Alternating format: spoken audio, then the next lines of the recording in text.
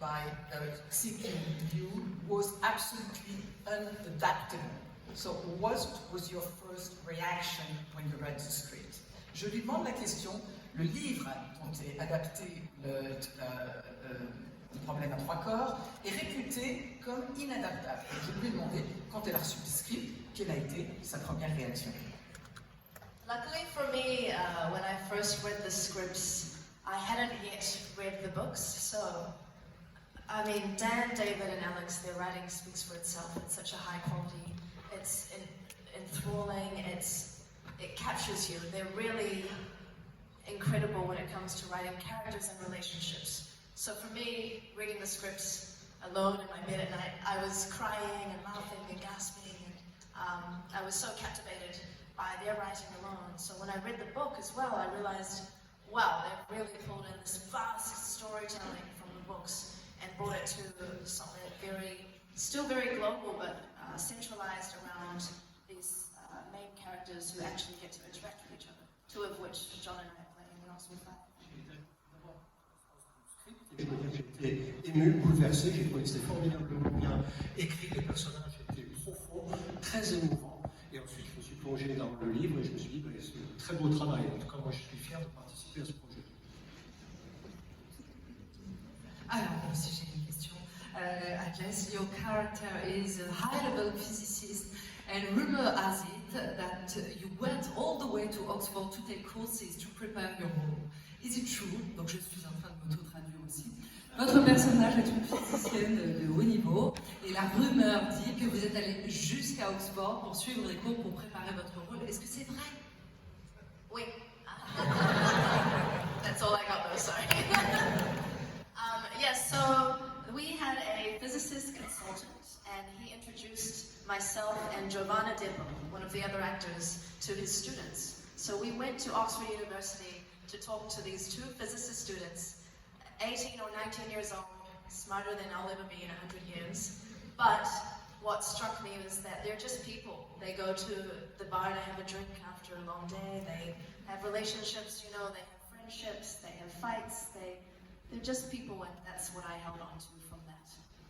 En fait, oui, nous avions un consultant physicien qui nous a amenés jusqu'à l'université pour rencontrer les étudiants, des jeunes, des physiciens et physiciennes en devenir, mais en plus d'être des tronches, des gens extrêmement cérébraux, des formidables scientifiques, ce sont avant tout des êtres humains qui vont boire un coup ensemble dans un bar le soir. C'est ça qui est formidable, les relations qu'on a pu établir avec ces gens-là.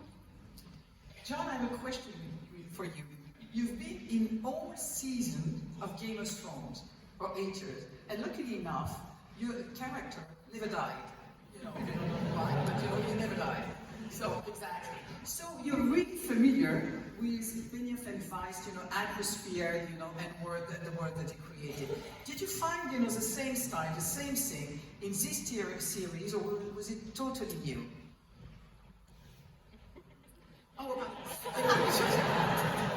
Alors, en fait, il est un des personnages absolument clés de 8 saisons de Game of Thrones, et lui, il n'est pas mort, il y a quand même beaucoup qui meurent, et lui, il ne meurt jamais dans les 8 saisons.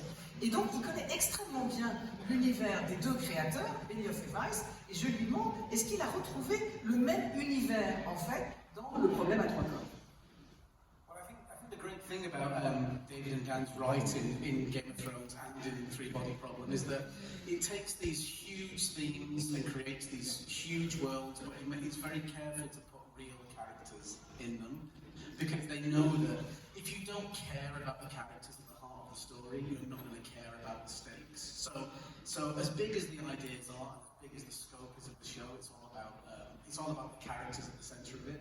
But in terms of Game of Thrones and Three Body Problem, Game of Thrones was huge in its scope, but Three Body Problem was probably bigger because even though Game of Thrones was big, it was all set in one timeline. But in Three Body Problem, part of our show takes place in China in the 1960s. Part of our show takes place in the here and now, and part of it takes place in a virtual reality video game, which meant we were able to show any place in time, any characters, put them in any costumes, so we can literally have license to show whatever we want on screen. Thank you.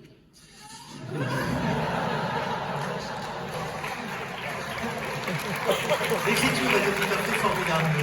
Les scénaristes sont absolument géniaux, que ce soit pour Game of Thrones cette série. Ils arrivent à décrire des univers formidables, grandioses, des choses qui nous emportent vraiment très loin, mais ce qui compte le plus, évidemment, c'est la qualité et la profondeur des personnages. C'est ce à quoi on s'attache. Évidemment, que ce soit dans Game of Thrones, qui est immense, ou même dans cette série, qui l'est peut-être davantage à bien des égards, mais les personnages, c'est ce à quoi on s'attache véritablement. Ça se passe dans la Chine des années 60, ça se passe aujourd'hui, ici et maintenant, ça se passe dans une réalité virtuelle, on passe d'un univers à l'autre, mais le fil conducteur, c'est la profondeur et l'intérêt que représentent les personnages pour les spectateurs. Bravo.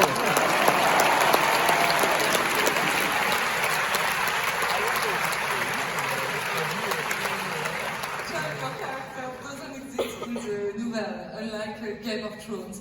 Does that give you more freedom as an actor to build your character? Votre personnage, il n'existe pas en réalité dans le roman, contrairement à Game of Thrones. Est-ce que ça vous a permis en tant qu'acteur de construire, de vous offrir une certaine liberté dans la construction de votre personnage? Thank you. Yes, it does. I'll keep this very short. Yes, it does. Because this show is based on books, that's kind of a blessing and a curse. Because we have an audience there of people who've read the books already, but also we know we have a huge audience of people who we may disappoint if we don't get the adaptation right. So. Because my character isn't in the books, I'm not adapting the character they already know. So it's not my fault. La série est adaptée du livre, c'est à la fois une chance et une malédiction. Une chance parce que c'est un livre formidable, une malédiction parce que les gens qui ont lu le livre pourraient être déçus par la série, mais mon personnage n'est pas dans le livre, donc moi j'ai pu faire un gros effort d'adaptation. My last question for the two of you. We're just a few days ahead of just a huge launch of this series, because it's going to be on all Netflix screens on the 21st of March in 200 countries. How do you feel? How do you feel, John? Pardon, je leur ai demandé, en fait, le lancement est mondial le 21 mars, et Netflix lance le show dans 200 pays. C'est-à-dire que pour eux, dans quelques jours, ils vont être sur des écrans partout dans le monde, et tout le monde va les connaître et s'approprier leur histoire. Je leur demande comment ils se sentent. Very nervous. We started shooting this show 2.5 years ago, nearly 3 years ago, and so it's been a long road and a lot of hard work, and a lot of very cool people have put everything they've got into it. So we're very confident, but we hope people like it, and yeah, it feels like it's going to be something like you've never seen. Oui, on a un petit peu le trac, pour ne rien vous cacher. On a commencé le tournage il y a 2 ans et demi, après 3 ans en réalité. C'était un long parcours pour arriver jusqu'à ce qui va arriver dans quelques jours, le lancement mondial, comme vous dites. Mais on a confiance, on sait que c'est un programme qui peut plaire, donc on va regarder ça avec beaucoup d'intérêt. Thanks so much. Merci à tous les deux d'être présents ce soir.